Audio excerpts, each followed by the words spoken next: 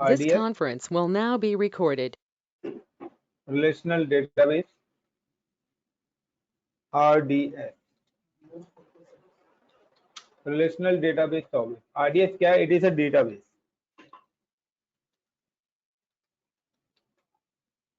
ये एक database है and basically जो database है it's used for backend,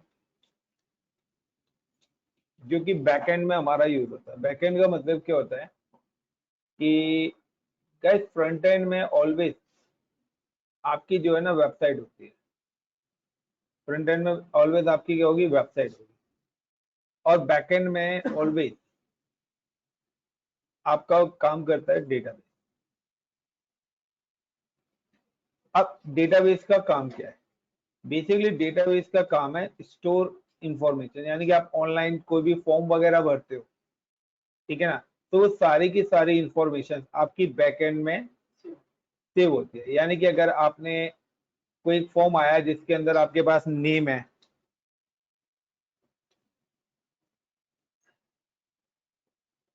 आपके पास कोई इंफॉर्मेशन नेम की है, एज है, मोबाइल है, एड्रेस, ऐसे काफी सारे फॉर्म होंगे जिसके अंदर ये इंफॉर्मेशन हो। अब क्या हुआ, आप अपनी वेबसाइट पे गए, आपने उस फॉर्म पे क्लिक करा और ये इंफॉर्मेशन भरी, तो ये सारी की सारी जो इंफॉर्मेशन है, ये सारी की सारी इंफॉर्मेशन आपकी वेबसाइट से आके सेव कहां पर होती है? आपके डेटाबेस में। तो ये आपका होता है डेटाबेस एंड ये होती है आपकी वेबसाइट। Clear everyone? अब डेटाबेस के अंदर भी एन नंबर ऑफ डेटाबेसेस हैं कि आप कौन सा डेटाबेस यूज करना चाहते हैं। सो मोस्टली सारे के सारे डेटाबेस भी क्या है? सेम ही है। अब यहाँ पे अगर मैं बात करता हूँ कि आपके पास एसक्यूएल डेटाबेस अवेलेबल है, like Microsoft SQL. Microsoft SQL भी एक डेटाबेस है मार्केट के अंदर। इसके अलावा ऑरिकल, ऑरिकल डेटाबेस भी है, MariaDB भी है, पोस्टग्रे भी है। तो there are n number of databases क्या है मार्केट के अंदर अवेलेबल। अब आपके पास है या डेवलपर्स को पता होगा कि उसकी कंपनी किस डेटाबेस पे काम कर रही है। तो यहाँ पर जो हमारा कंसर्न है कि एक वेबसाइट है और वेबसाइट के बैकएंड में क्या चलता है? डेटाबेस की। कोई भी अगर आपने एक फॉर्म लिया, यहाँ पर आपके पास एक फॉर्म आया कि आपने फ्रंट एंड पे गया और यहाँ पे आपके पास एक लाइक XYZ एक फॉर्म खुला और उस फॉर्म के अंदर क्या है? एक फॉर्म का फॉर्मेट आ गया कि आपको यहाँ पर इंफॉर्मेशन भरनी है। तो अब आप क्या करेंगे? नेम के आगे लाइक का नेम लिख देंगे राज, ठीक है। एज आपने लिख दी for example 32, like mobile number you can just give the 999999, या एड्रेस लाइक आपने यहाँ पे मेंशन कर दिया दिल्ली। अब ये सारी की सारी जो इंफॉर्मेशन है, ये सारी की सारी इंफॉर्मेशन कहाँ पर आके सेव हो जाएगी? आपके डेटाबेस के अंदर। सेम है अगर मैं यहाँ पे करता हूँ कि अब इस टाइप्स की इंफॉर्मेशन है, यहाँ पर कुछ और भी इंफॉर्मेशन अवेलेबल है। लाइक एक और आपके पास है, लाइक इस बार नेम आपने यहाँ पे कर दिया शुभम, एंड शुभम के बाद यहाँ पर आ गया लाइक का मोबाइल का कॉलम ही नहीं है, इज इट ओनली एड्रेस। एक और आपके पास यहाँ पे लाइक का एंट्री है, लाइक का यहाँ पे एक और है, लाइक मैं करता हूँ लाइक का राज राम, और लाइक का एज है। इस बार इसके पास मोबाइल की एंट्री नहीं है, सिर्फ एड्रेस है। दैट मीन्स कि these are the 3 different entries. यहाँ पे अगर आप देखें तो आपके पास 3 डिफरेंट टाइप्स ऑफ पैरामीटर्स है। Got it everyone? Guys is it clear? अब डेटाबेस के अंदर में भी क्या है कि हमारे पास 2 टाइप्स के कॉन्फ़िगरेशन होती है, यानी कि टाइप्स ऑफ डेटा। तो 2 टाइप्स का डेटा होता है। एक डेटा होता है स्ट्रक्चर और एक होता है अनस्ट्रक्चर, UNSTRECTURE।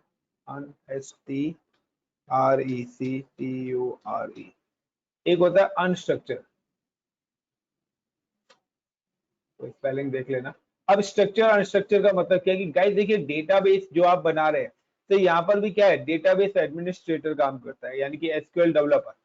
अब एसक्यूएल डेवलपर ने यहाँ पर जो एंट्रीज दी हैं वो नेम की, एज की, मोबाइल और एड्रेस। अब मेरी वेबसाइट पे 3 यूजर्स क्या करते हैं, विजिट करते हैं। एक राज, एक शुभम और राम। अब इन तीनों में से किसकी एंट्री डेटाबेस के अंदर होगी गाइस, राज की, शुभम की या राम की? कोई बताएगा गाइस? या तीनों की? गाइस अगर आप देखें तो सिर्फ राज की एंट्री सिर्फ इस डेटाबेस के अंदर होगी, क्योंकि ये स्ट्रक्चर्ड डेटाबेस है। Got it? अनस्ट्रक्चर्ड डेटाबेस नहीं है। यानी कि आप देखिए यहाँ पर जो 4 कॉलम है, नेम, एज, मोबाइल एड्रेस, ये चारों इंफॉर्मेशन राज की है, लेकिन शुभम में एज की यानी कि मोबाइल की इंफॉर्मेशन नहीं है। ठीक है, तो यहाँ पर क्या है कि यहाँ पर ये एक डिफरेंस आ रहा है कि हमारे पास ये भी पता होना चाहिए कि आपके पास डेटाबेस कौन सा है, कि आपकी स्ट्रक्चर फॉर्मेट है, अनस्ट्रक्चर। स्ट्रक्चर का मतलब है कि जो चीज आपने यहाँ पर मेंशन कर दी, वो ही डेटाबेस के अंदर जो आपने बैकएंड बनाया है, वो ही एंट्री आपकी फ्रंट एंड में भी क्या होंगी, होंगी। अगर उनमें से कोई भी एंट्री नहीं है तो वो एंट्री आपकी सेव, या तो ऑप्शन आता है कि यहाँ पे आपने ऑप्शनल का ऑप्शन दे दिया है, लेकिन कुछ चीजें होती है मैंडेटरी, और आपको पता है कि जब तक आप मैंडेटरी चीजों को नहीं भरते हैं वो चीज आपकी सबमिट भी नहीं होती है। Sir is it a structure database? Structure database का मतलब है कि जो एंट्रीज आपने फ्रंट एंड पे करनी है वही उसकी बैक एंड में भी उसका एक कॉलम, रो कॉलम प्रॉपर बनना चाहिए, अदरवाइज वो एंट्री नहीं होगी। Got it everyone? Guys, Krishna, Pradeep, Pratap, Priya, Rahat, Sambhav, got it my point? Yes sir, clear. अब गाइस आता है कि आज का हमारा जो कंसर्न है, दैट आज की जो प्रोजेक्ट है, this is project is related to something else, इसी से रिलेटेड है, like CREAT, create database.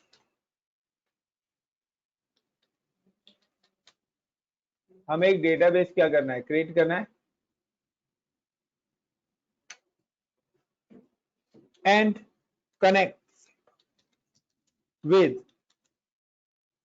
Linux, Windows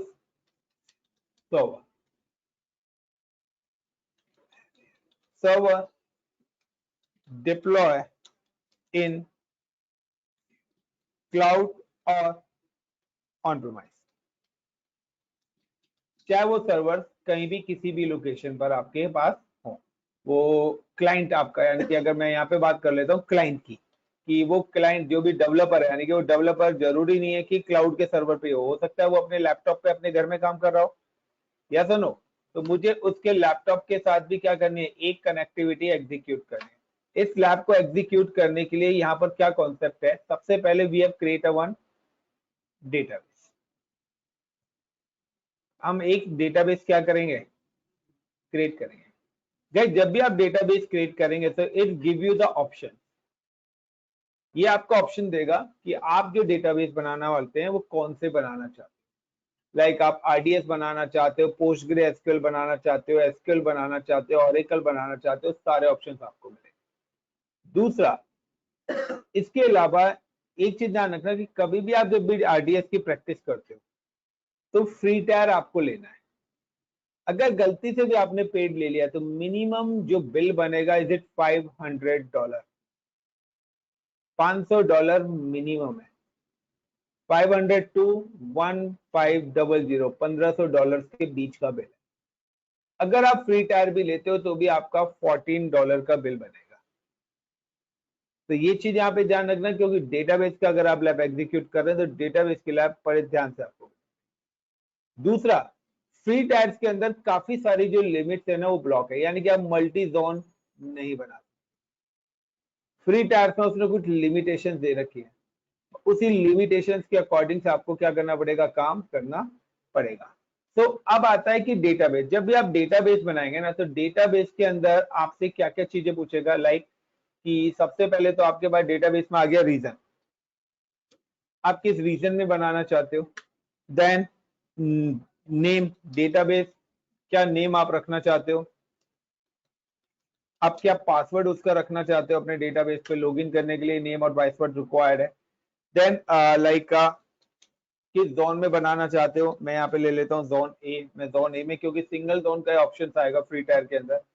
then space, आपके पास स्पेस आएगा, EBS वॉल्यूम 20 GB आपके पास क्या है, फ्री है फ्री टायर के अंदर database. Instance type like web select T2.micro, यहाँ पे मैं इंस्टेंस टाइप्स T2.micro लूंगा, यही हमारा फ्री है। इसके अलावा अगर आप लेना चाहते हैं आप देख सकते हैं।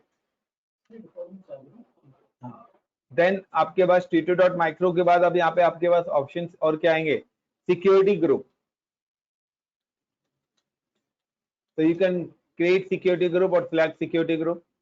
तो यहाँ पे आपको सिक्योरिटी ग्रुप बनाना पड़ेगा, उसमें अपना एसक्यूएल के प्रोटोकॉल्स को अलाउ भी करना पड़ेगा। देन एक और यहाँ पे इंपॉर्टेंट पार्ट आता है सिक्योरिटी ग्रुप के बाद एक्सेस। तो गाइस ये जो एक्सेस पॉलिसी है, तो गाइस ये एक्सेस पॉलिसीज में बाय डिफॉल्ट आपका प्राइवेट एक्सेस है। प्राइवेट एक्सेस का मतलब है कि आपका database with in cloud server with in VPC पर ही एक्सेस, यानी कि आपने जिस वीपीसी पर अपना डेटाबेस लगाया है उसी वीपीसी पर अगर कोई इंस्टेंस है तो वो एक्सेस कर सकता है। लेकिन सपोज कि आपने वीपीसी 1 पर क्या लगा दिया है, डेटाबेस, और वीपीसी 2 पर आपने क्या लगा दिया है, इंस्टेंस, तो वो कम्युनिकेट नहीं करेगा। अगर उनको कराना है तो you can enable a pairing.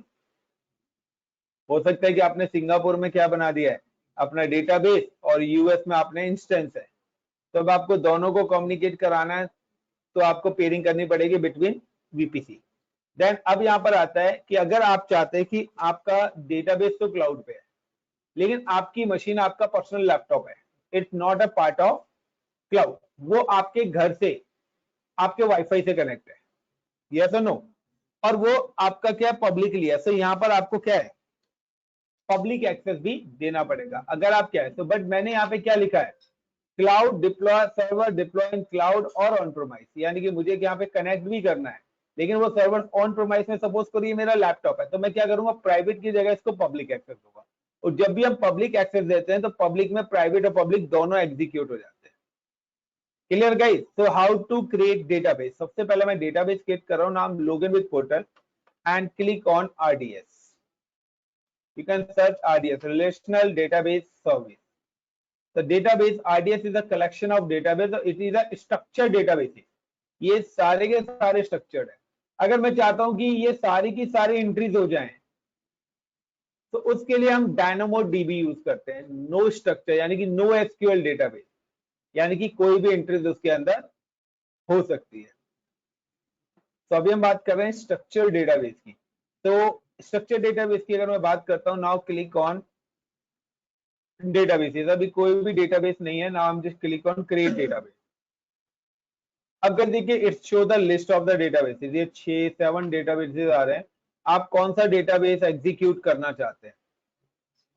Like मैंने यहाँ पे अरोरा ले लिया एंड गिव द एडमिन, और मैं यहाँ पे कुछ चेंज नहीं कर रहा हूँ, सिर्फ मैं यहाँ पे क्या ले रहा हूँ, 2 एक्स्ट्रा लार्ज 64 GB रैम और 8 CPU, हायर कॉन्फ़िगरेशन का डेटाबेस बना रहा हूँ, मल्टी जोन डिप्लॉयमेंट कर रहा हूँ, IPv4 एड्रेसेस यूज कर रहा हूँ।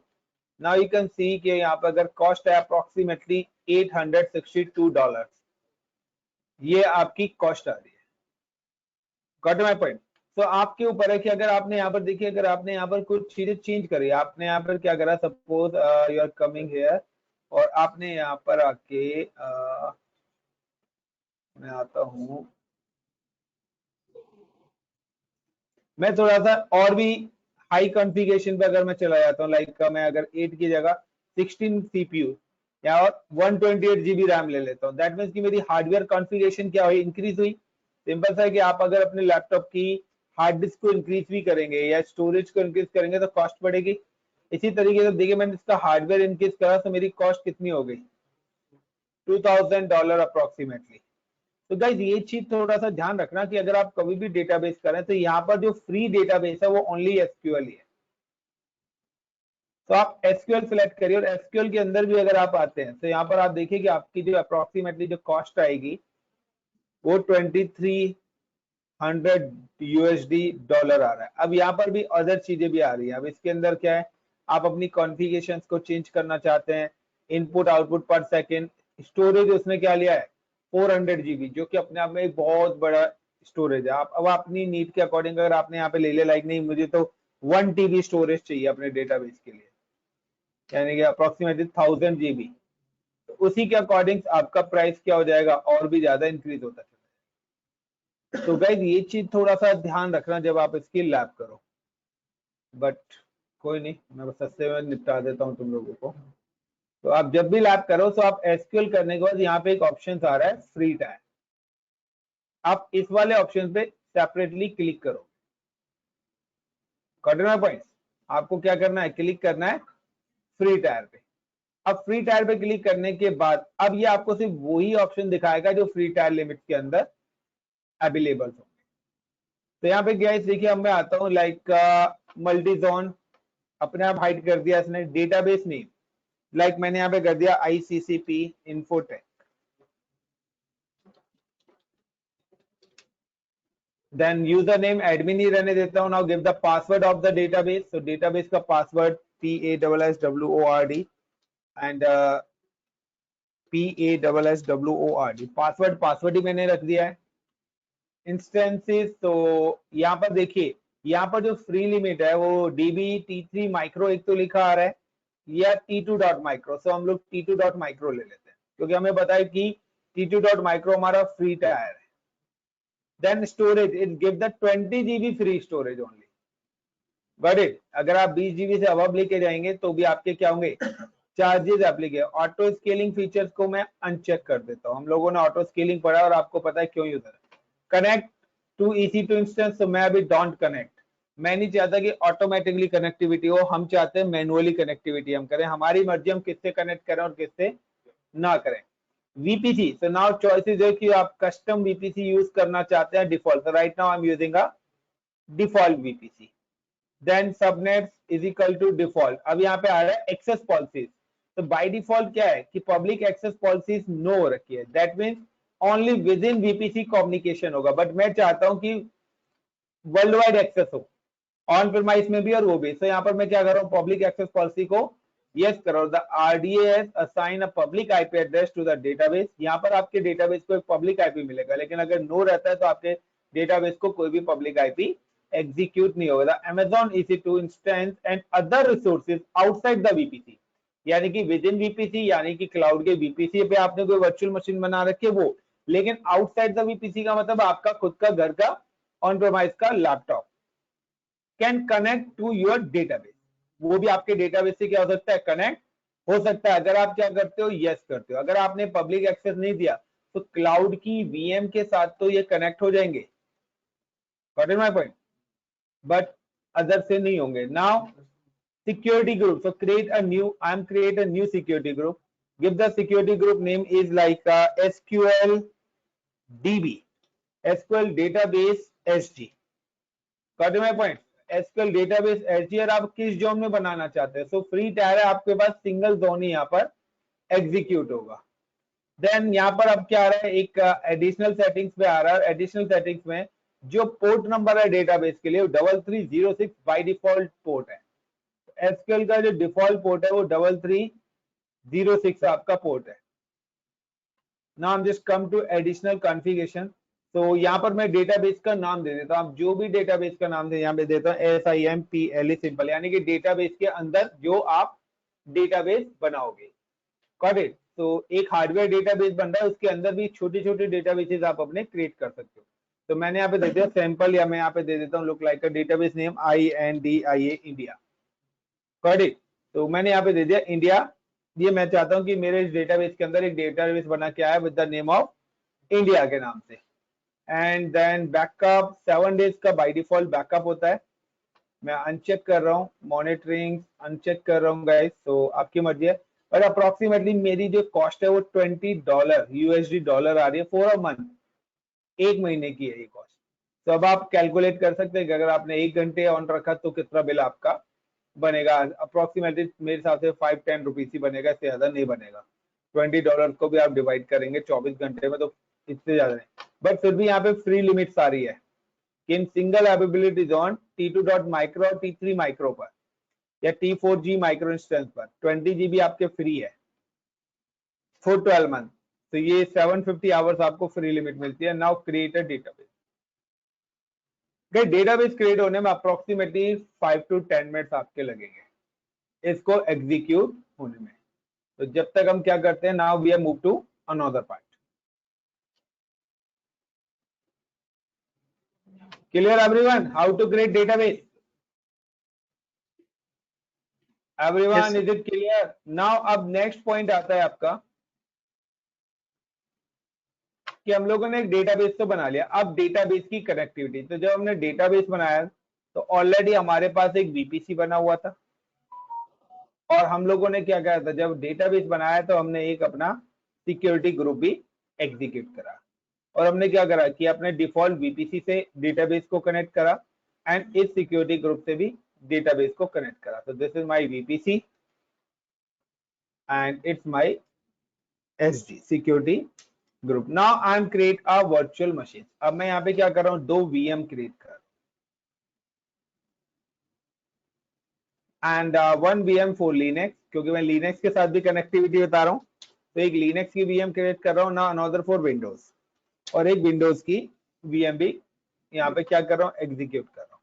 अब क्या है कि लिनक्स की है तो लिनक्स की भी मैं क्या करूंगा, सेम वीपीसी से कनेक्ट करूंगा, और विंडोज की भी है तो विंडोज की भी क्या करूंगा, सेम वीपीसी से और सेम सिक्योरिटी ग्रुप से। यानी कि अगर आप देखें तो इस वीपीसी से मेरा डेटाबेस भी कनेक्ट है, यस और नो? आरडीएस मेरा कनेक्ट है सिक्योरिटी ग्रुप से और इस वीपीसी से, और इसी वीपीसी से मेरा क्या लिनक्स भी कनेक्ट है और विंडोज भी। अगर प्राइवेट होगा तो ये एक्सेसिबल हो जाएगा। अब सिक्योरिटी ग्रुप के अंदर विंडोज के लिए एसएसएच, लिनक्स के लिए, विंडोज के लिए आरडीपी, और डेटाबेस के लिए माई एसक्यूएल अरोरा। ये प्रोटोकॉल क्या करने पड़ेंगे आपको, 3 प्रोटोकॉल सिक्योरिटी ग्रुप के अंदर अलाउ करने पड़ेंगे। तो now first of all, how to create a virtual machine and allow protocol. So I am just come to portal, then click on EC2। अब मैं आ रहा हूँ EC2 पैनल पे, क्योंकि मुझे डेटाबेस की कनेक्टिविटी किसके साथ करनी है, EC2 सर्वर। तो डेटाबेस तो मेरा अलग लोकेशन पे है। Now I am just come to the EC2 and सबसे पहले मैं आता हूँ गाइस सिक्योरिटी ग्रुप के अंदर। मैंने एक सिक्योरिटी ग्रुप बनाया था RDS DB के नाम से। इस RDS DB के अंदर आने के बाद यहाँ पर आप देखिए, मैं यहाँ पे क्लिक करता हूँ एडिट इनबाउंड से। यहाँ पे देखिए एक प्रोटोकॉल ऑलरेडी अलाउड हो गया है, MySQL अरोरा, बट ये क्या है, पर्टिकुलर आईपी पे आ रहा है, यानी कि सिर्फ मेरे अलावा कोई और एक्सेस नहीं कर सकता। मैं इसको रिमूव करता हूँ और यहाँ से क्या कर देता हूँ, custom anywhere for IPv4 and MySQL Arora custom anywhere for IPv6। तो IPv4 और IPv6, इसके अलावा we also created 2 more rules. One is SSH for Linux and RDP for Windows, IPv4 custom anywhere। क्योंकि अगर आपने प्रोटोकॉल दिया, यानी कि आप जिस मशीन के साथ डेटाबेस को कनेक्ट करना चाहते हैं, ध्यान रखना, जिस मशीन के साथ आप डेटाबेस को कनेक्ट करना चाहते हैं उस मशीन पर भी आपका 3 जो भी आपका RDS और SQL प्रोटोकॉल्स हैं वो अलाउड होने चाहिए। पता लगा आपने क्लाउड पे से अलाउड कर दिया, बट आपके लोकल फायरवॉल से वो ब्लॉक है। क्योंकि कहते हैं ना कि अगर आपको व्हाट्सएप मैसेज भेजना है तो व्हाट्सएप मैसेज भेजना है तो दोनों तरफ से मोबाइल को इंटरनेट से कनेक्ट होना पड़ेगा। तो अगर आपने एक तरफ से प्रोटोकॉल अलाउड कर दिया और दूसरी तरफ से प्रोटोकॉल को अलाउड ही नहीं करा तो भी आपका कम्युनिकेशन नहीं होगा।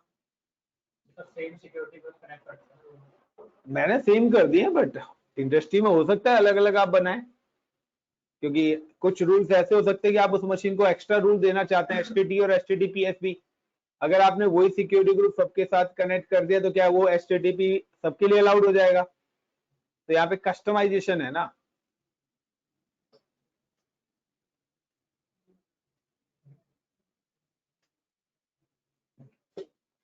नाउ गाइस, अब मैं क्या कर रहा हूँ, now create a 2 virtual machine. एक लिनक्स की वर्चुअल मशीन क्रिएट कर रहा हूँ and another Windows. So now I am just come to the EC2 instances, launch instance,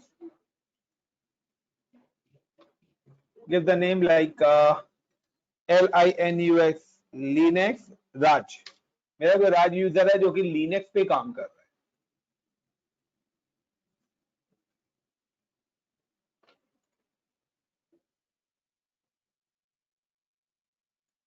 T2.micro, I'm create a new key pair like SQL SHUBHM Shubham key dot pem extension की मैंने create करी guys.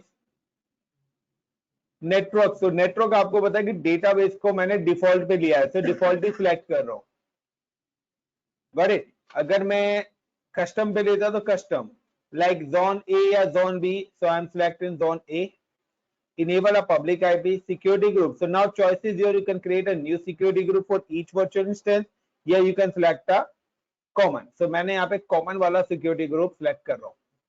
Then I give the space. I'm just give that 20 GB space.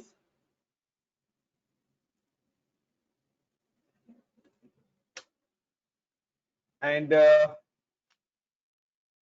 launch instance. Same as guys. Now I'm execute a Windows server. Launch.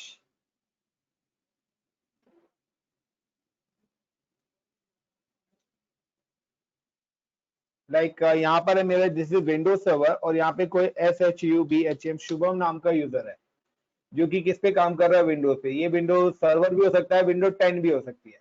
Guys देखिए एक चीज ध्यान रखना, जब आप डेवलपमेंट में जाते हैं, गॉट इट, तो एक तो RDS हमने क्लाउड पे जो बनाया, तो वो जो RDS है this is a compute less, और एक RDS होता है कंप्यूट, यानी कि किसी सर्वर के ऊपर। जब आप RDS यानी कि आप SQL की ट्रेनिंग लेने किसी भी इंस्टीट्यूट में जाते हो, तो वो लोग क्या करते हैं, वो SQL को आपके लैपटॉप पर ही इंस्टॉल करा देते हैं। यानी कि पहले विंडोज की लेयर होती है, उसके ऊपर आप क्या करते हो, SQL इंस्टॉल करते हो। तो यहाँ पर भी अब आप ध्यान से देखिए कि यहाँ पर कुछ ऐसे ऑपरेटिंग सिस्टम है जो विद SQL आ रहे हैं। यानी कि अगर आप इन ऑपरेटिंग सिस्टम को सपोर्ट करेंगे तो इसके अंदर SQL आपको क्या मिलेगा, इनबिल्ट मिलेगा, यानी कि ऑलरेडी इंस्टॉल। या आप क्या करिए, आप अपना 2016 सर्वर लिया, इसको बनाइए, इसके ऊपर खुद से मैनुअल SQL कर दीजिए और अपनी कस्टम इमेज बना के रख लीजिए। तो कस्टम इमेज में क्या है कि आपने खुद से SQL को इंस्टॉल करके रख लिया है। तो यहाँ पे सारे टाइप्स के ऑपरेटिंग सिस्टम्स है। Now T2.micro, the key pair, select the key pair. Is it Shubham? Network.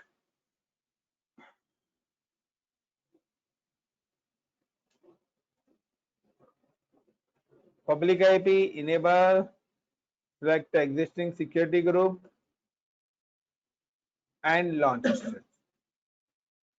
But guys आपको पता होगा कि मैंने ना जब SQL बनाया था तो मैंने यहाँ पर SQL पर पब्लिक एक्सेस एलोकेट करा था। पब्लिक एक्सेस लेने का रीजन है कि ये जो सारा का सारा इंफ्रास्ट्रक्चर है ना, ये मेरा इंफ्रास्ट्रक्चर बना हुआ है क्लाउड पर, यस और नो। बट एक और मेरी यहाँ पर क्या है, मशीन है, मेरी यहाँ पर एक और मशीन है जिस पर कि जो कि इंटरनेट से कनेक्ट है। मेरी एक मशीन है जो कि इंटरनेट से, लाइक आपका पर्सनल लैपटॉप, आपका होम लैपटॉप है जो कि आपका किससे कनेक्ट है, via internet. It's not a part of cloud. ये मेरी मशीन नहीं है, बट इंटरनेट हमारे क्लाउड से कनेक्ट है और दोनों तरफ भी है। यानी कि ये मशीन का जो एक्सेस है this is called the private. जो भी सेम नेटवर्क से कनेक्टेड रहती है उसको हम प्राइवेट नेटवर्क बोलते हैं। तो आप जब अपने घर में वाईफाई से कनेक्ट हो और आपने अगर 10 कंप्यूटर्स को वाईफाई से भी कनेक्ट कर रखा है तो वो एक प्राइवेट नेटवर्क है, और ये कम्युनिकेट वाया पब्लिक आईपी नहीं, ये प्राइवेट आईपी से कम्युनिकेट कर जाएंगे। बट अगर मुझे इस क्लाउड से बाहर आना है तो ये मेरा पब्लिक एक्सेस है। तो मैंने पब्लिक एक्सेस किस लिए दिया है, मैंने पब्लिक एक्सेस इसलिए दिया है कि मैं अपनी मशीन्स को क्या कर सकूं, यहां पर एक्सेस कर सकूं। यानी कि मैंने जो अपना RDS डेटाबेस बनाया है, इस डेटाबेस को कंप्लीटली लिनक्स की मशीन, विंडोज की मशीन या पब्लिकली ये मेरा जो पर्सनल लैपटॉप है, अगर मुझे इस लैपटॉप पे एक्सेस करना है तो मुझे क्या करना पड़ेगा, मैं इसको एक्सेस कर सकूं। अब एक और चीज कि आपको डेटाबेस को एक्सेस करने के लिए आपको एक सॉफ्टवेयर हर मशीन पे इंस्टॉल करना पड़ेगा। यानी कि आपको यहां पर भी SQL क्या करना पड़ेगा, इंस्टॉल करना पड़ेगा, यहां पर भी SQL इंस्टॉल करना पड़ेगा और यहां पर भी SQL इंस्टॉल करना पड़ेगा। तो नाउ कि जब भी आप SQL डेटाबेस से कनेक्ट करना चाहते हैं तो आपको सॉफ्टवेयर इंस्टॉल करना पड़ेगा डेटाबेस के साथ कनेक्टिविटी के लिए, और जो कि विंडोज के लिए मैं यूज करता हूं MySQL वर्कबेंच। ये सॉफ्टवेयर मैंने आप लोगों को शेयर करा हुआ है। तो माई एसक्यूएल वर्कबेंच सॉफ्टवेयर में विंडोज की मशीन पे एक्सेस करूंगा और लिनक्स पर भी मुझे क्या करना पड़ेगा, इंस्टॉल करना पड़ेगा माई एसक्यूएल। देन उसके बाद में क्या करूंगा, now I am just provide the connectivity between server. उसके बाद में क्या करूंगा, अपने मशीन की कनेक्टिविटी अपने आरडीएस के थ्रू एग्जीक्यूट कराऊंगा। Clear everyone?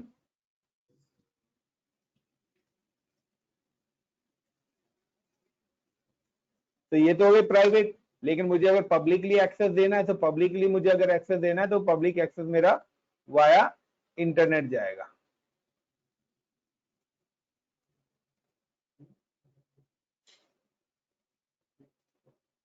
Clear the point? तो 3 मशीन हो गई, एक मेरी फिजिकल मशीन है। तो आप देखिए जो मेरी फिजिकल मशीन है वहां पे ऑलरेडी मेरा सॉफ्टवेयर इंस्टॉल्ड है, like WORK workbench, this is my SQL workbench. मेरा ऑलरेडी यहाँ पर क्या है, सॉफ्टवेयर इंस्टॉल्ड है। सेम सॉफ्टवेयर को मैं वर्चुअल मशीन पे भी इंस्टॉल करूंगा। और जहां तक है कि मैंने ये सॉफ्टवेयर आप लोगों को भेजा भी हुआ है व्हाट्सएप ग्रुप में। तो यहाँ पर देखिए ये मेरे कुछ डेटाबेसेस ऑलरेडी कनेक्टेड है, बट मैं क्या करता हूँ इनको डिलीट कर देता हूँ। तो डिलीट ऑल कनेक्शंस कर दिए। तो ये वाला सॉफ्टवेयर है, अगर मैं अपने ऑन प्रोमाइस पे उसको डेटाबेस को कनेक्ट करना चाहता हूँ तो सिंपल सा है, click on this plus sign. यहाँ पर सबसे पहले आएगा डेटाबेस का नेम। सो लाइक मैंने यहाँ पे दे दिया लाइक ICCP RDS। मेरा एक ICCP का रिलेशनल डेटाबेस है, या फिर मैं यहाँ पे दे देता हूँ क्लाउड डेटाबेस। और यहाँ पर आ रहा है 3306, उसने ऑटोमेटिकली क्या ले लिया, पोर्ट नंबर ले लिया। देन अब आ रहा है रूट। रूट की जगह मैंने जो डेटाबेस बनाया था तो मैंने उसका यूजर नेम रखा था एडमिन, यस और नो। देन पासवर्ड मैंने क्या रखा था, पासवर्ड ही रखा था।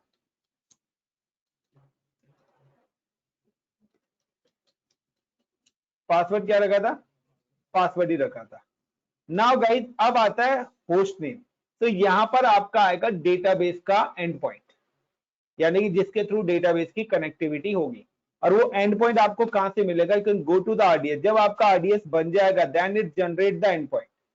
तो यहाँ पर देखिए इसने ये एंड पॉइंट यहाँ पर आपको जनरेट कर दिया। ये एंड पॉइंट कब मिलेगा आपको, जब आपका डेटाबेस बन जाएगा। तो ये एंड पॉइंट हो गया, ये उसका पोर्ट नंबर हो गया। अगर यहाँ पर आपने पोर्ट नंबर चेंज करा है तो सारी जगह पोर्ट नंबर चेंज करना पड़ेगा। यूजर नेम यहाँ पर पब्लिक एक्सेस क्या हो रखा है, यस। अगर ये पब्लिक एक्सेस नो होगा तो मैं अपनी उस मशीन पर एक्सेस नहीं कर पाऊंगा। देन अगेन VPC डिफॉल्ट हो गया, सबनेट हो गया। तो सारी डिटेल्स यहाँ पर अवेलेबल है, यूजर नेम क्या है, कॉन्फ़िगरेशन क्या है, तो सारी चीज आप देख सकते हैं, कितने जीबी का बना हुआ है, कौन सा यूजर है, तो सारी इंफॉर्मेशन वो आपको यहाँ पे प्रोवाइड करा देगा। नाउ कि मुझे अब डेटाबेस को कनेक्ट करना है, so I'm just paste, जो एंड पॉइंट मैंने कॉपी करा है वो यहाँ पे पेस्ट करने के बाद जस्ट क्लिक ऑन ओके। ये मेरा शॉर्टकट बन के आ गया। अब मैं अगर इस पे क्लिक करूंगा तो आप देखिए मेरा डेटाबेस ओपन होके आएगा ना। Password is PASSWORD। अगर मेरी पब्लिक एक्सेस नहीं है या कोई भी प्रॉब्लम हुई तो ये मेरा एक्सेस। अब आपको देखिए जब मैंने डेटाबेस बनाया था तो वहां पर मैंने एक इंडिया नाम से डेटाबेस क्रिएट करा था। अब आप यहाँ पे कमांड जिसको भी डेटाबेस आती है, SHOW शो DA डेटाबेस, तो शो डेटाबेस मैंने यहाँ पे कमांड चलाई एंड नाउ एग्जीक्यूट। तो देखिए यहाँ पर आपके पास ये इंडिया नाम का वो डेटाबेस बता रहा है कि आपका एक डेटाबेस क्रिएट करा हुआ है। तो शुभम आता है डेटाबेस पे काम करना। अगर मुझे अब कोई डेवलपर, अब डेवलपर को मैंने दे दिया, डेवलपर का काम है वो अपना एंड पॉइंट बैकएंड पैनल करेगा। लाइक मैं यहाँ पे एक और क्रिएट कर देता हूँ, CREATE create DA data BASE base और give the database name is like SHUBHAM। Shubham के नाम से मैंने क्या करा, यहाँ पर एक डेटाबेस और क्रिएट कर रहा हूँ। Now execute. तो मैंने एक डेटाबेस यहाँ पे करा शुभम के नाम से। और अगर मैं दोबारा से देखता हूँ SHOW show database, now execute.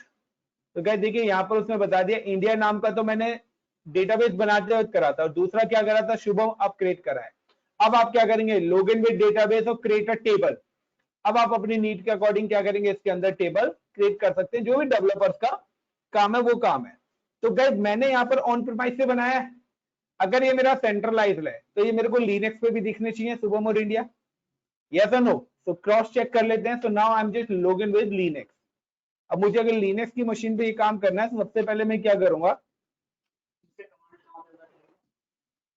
SQL पढ़ना पड़ेगा तुम्हें इसके लिए, चलेगी नहीं, इसके लिए एसक्यूएल पढ़ना पड़ेगा, ठीक है ना। जो भी डेवलपर होता है, जो वेब डिजाइनिंग, फुल स्टैक या पाइथन वगैरह सीखते हैं, तो उनके लिए एसक्यूएल भी पढ़ना पड़ता है। एसक्यूएल का अलग कोर्स ही होता है, जब कोर्स करोगे तो कमांड्स पता लग जाएगी। नाउ गाइस, अब मुझे लिनक्स पे करना है, so I am just click on Linux, then connect, then copy this URL and then click on command prompt, cd download। Guys मैं इसको ना एक हफ्ते और दूंगा, क्योंकि मैं आपको ना 2 लाइव प्रोजेक्ट कराने वाला हूँ। जो ये अभी मैं वेबसाइट वाला बताता ना, फॉर्म आएगा, फॉर्म भरना, ये लाइव ही मैं कराऊंगा आपको, ठीक है। बट उसके लिए थोड़ा सा हमें लेंथी क्लास भी चाहिएगी और प्रोसेस लंबा है, तो पहले मैं एक बार कोर्स खत्म कर देते हैं, उसके बाद 2-3 क्लास अगर आप लोग कहोगे तो मैं 2-3 लाइव प्रोजेक्ट करा दूंगा आपको। cd download and then paste and yes yes। अब मैं क्या करता हूँ, सबसे पहले sudo su hyphen and yum instll install mysql hyphen y। सबसे पहले तो मैंने क्या करा, MySQL इंस्टॉल करा। विंडोज पे भी मैंने SQL इंस्टॉल कर रखा था, लिनक्स पे भी करा। अब मैं क्या करता हूँ, डेटाबेस की कनेक्टिविटी करता हूँ। तो गाइस लिनक्स में डेटाबेस कनेक्टिविटी करोगे तो थोड़ी सी कमांड्स अलग है। तो यहाँ पर क्या आएगा, MySQL -u का मतलब है user name.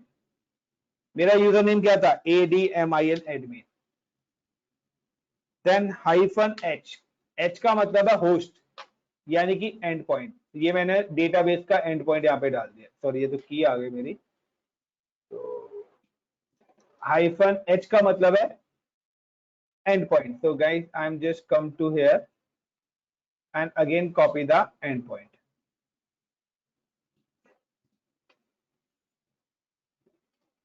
Then -p, then enter। तो ये से मेरे से पूछा है डेटाबेस का पासवर्ड, और डेटाबेस का पासवर्ड क्या रखा था, PASSWORD। तो गाइस ये मैं अपने डेटाबेस से लॉगिन हो गया। अब आप SHOW data BASE base command same ही चलते हैं, बट यहाँ पे जब आप लिनक्स पे चलाएंगे तो यहाँ पर आपको हर कमांड के बाद सेमीकोलन ऐड करना पड़ेगा, ठीक है, जिसको मैं गाजर मूली बोलता हूँ। Now enter. तो you have a error in your SQL syntax, so show databases, sorry ऐसा आएगा। यहाँ पे एक और कमांड आएगी, तो डेटाबेसेस। तो यहाँ पे देखिए इंडिया और शुभम दोनों दिखा दिए। मुझे अब क्रिएट करना है CREAT, create DA data BASE base RAM Ram, और मैं राम के नाम से एक और डेटाबेस क्रिएट कर रहा हूँ, और देन अगेन शो। तो देखिए अब यहाँ पर इंडिया, MySQL और राम। और अगर मैं विंडोज पे भी चेक करना चाहता हूँ तो आप यहाँ पे दोबारा से इस कमांड को एग्जीक्यूट करा दीजिए। तो यहाँ पे देखिए इंडिया, SQL और राम। ना कि अगर आपको विंडोज पे करना है तो सेम है, तो आपको ये सॉफ्टवेयर इंस्टॉल करना पड़ेगा। तो इंस्टॉल करके दिखाऊं या कर लोगे, कर लोगे या बताऊं पूरा, जल्दी बताओ गाइस।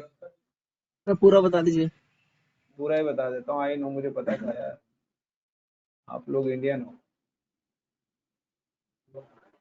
तो गाइस विंडोज पे लॉगिन करना है, then click on connect, RDP client, then get password, then upload a private key, decrypt, copy, download remote desktop connection, then connect। तो यही सॉफ्टवेयर गाइस आपको अपनी मशीन पे भी इंस्टॉल करना है। एक चीज ध्यान रखना कि समटाइम जब भी आप सॉफ्टवेयर इंस्टॉल करेंगे तो आपको विजुअल C++ का एरर दे सकता है।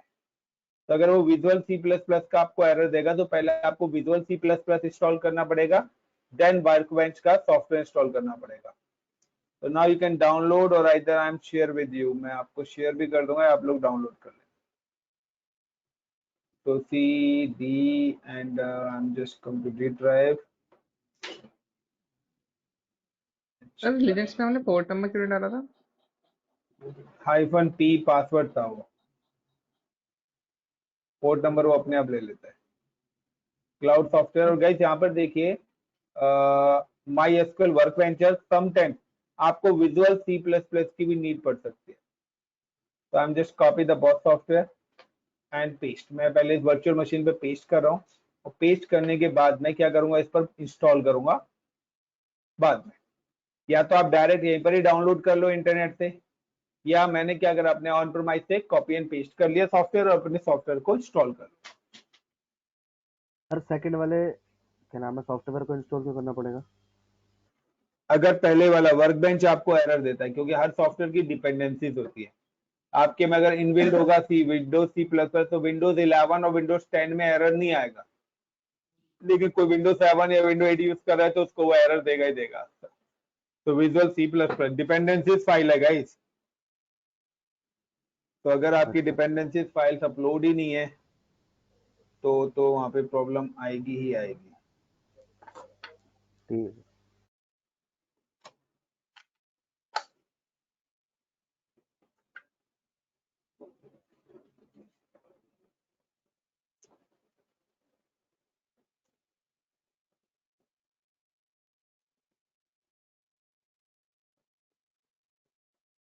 तो now guys I am direct install MySQL workbench. अगर ये वर्कबेंच वाला एरर देता है देन वो आपको एरर बता भी देगा कि आपको क्या पहले इंस्टॉल करना पड़ेगा। तो विजुअल सी प्लस प्लस का एरर देगा। मैंने यहाँ पे नेक्स्ट नेक्स्ट करके इंस्टॉल कर दिया है।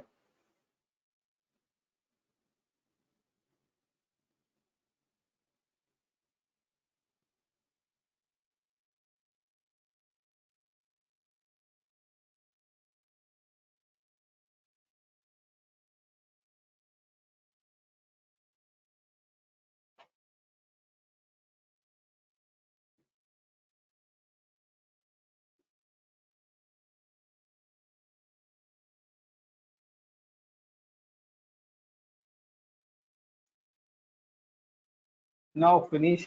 अगर जैसे फिनिश करूंगा तो आप देखना वही विंडोज दोबारा से यहाँ पे ओपन होके आए। मैं क्या करता हूँ, जब तक यहाँ से अपना एंड पॉइंट जो है इसका कॉपी कर लेता हूँ। ये क्लाउड की VM है मेरी। तो देखिए वही विंडोज ओपन हो गई, सेम वही काम करना है जो मैंने वहां पे करा है।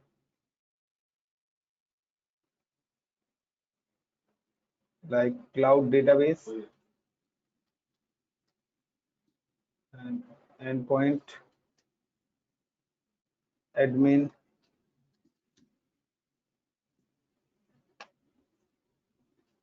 PASSWORD password, then OK, then click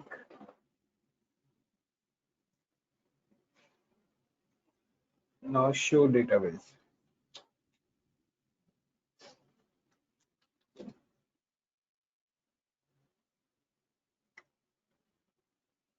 तो क्या देखिए इंडिया MySQL राम शुभम जो भी मैंने क्रिएट करे थे वो सारे डेटाबेस यहाँ पर भी विजिबल। ना अब इससे आगे का काम आपको करना है। ज्यादा लंबा कब होगा? एक्चुअली मैं जो आप लोगों को प्रोजेक्ट कराने के लिए बोल रहा हूँ ना, प्रोजेक्ट वही ये वाला कराने के लिए बोल रहा हूँ पूरा। कि एक वेबसाइट हम PHP के लेंगे, अपना डेटाबेस बनाएंगे यूएस में। वेबसाइट हम we have execute in maybe US में ही कर लेंगे। अदर कंट्री आप लेना चाहते हैं कि मैं चाहता हूं कि मेरा जो वेब सर्वर है, ये मैं वेब सर्वर लेने वाला हूं लैम्प का, यानी कि लाइनेक्स अपाची MySQL PHP। तो लाइनेक्स होगा, अपाची इंस्टॉल होगा उस पर, MySQL डेटाबेस होगा और PHP। अब मैं क्या करूंगा कि मैं चाहता हूं कि ये वाला मैंने ले लिया लोकेशन यूएस और मैंने अपना RDS बना दिया इंडिया में। Got it. अब आपको एक वेबसाइट मिल गई। अब आप वेबसाइट एक्सेस करेंगे, वहां एक फॉर्म आ रहा है, वो फॉर्म आप फिल करेंगे और वो पूरा का पूरा डेटाबेस की एंट्री कहां पे जानी चाहिए? मेरे डेटाबेस के अंदर जानी। Clear everyone? तभी मुझे पता लगेगा ना कि मेरा प्रॉपर काम हो रहा है या नहीं हो रहा, वो एंट्रीज मुझे दिख रही है या नहीं दिख रही। तो एंट्रीज मुझे मेरे डेटाबेस के अंदर विजिबल होनी चाहिए। Clear everyone? जो भी आप फॉर्म में भरेंगे वो एंट्री मेरे डेटाबेस पे होनी चाहिए। तो ये वाली लैब हम आगे प्रोजेक्ट में मैं आप लोगों को कराऊंगा। एक कंप्लीट प्रोजेक्ट होगा ये आपका, क्योंकि एक तो मैं ऑलरेडी ऑटो स्केलिंग वाला करा चुका हूँ। अब आप इसमें फेलियर ऐड ऑन करना है तो you can add a load balancer, auto scaling, वो सारी चीज आप अपनी यहाँ पर ऐड ऑन कर सकते हैं कि किस तरीके से आप अपनी इन चीजों को सिक्योर कर सकते हो। Clear guys? तो प्लीज रिप्लाई इनफ या continue? No, sir. No. Enough इतना काफी है, कंटिन्यू करें? बताइए गाइस। एनफ चलिए गाइस, थैंक यू। क्योंकि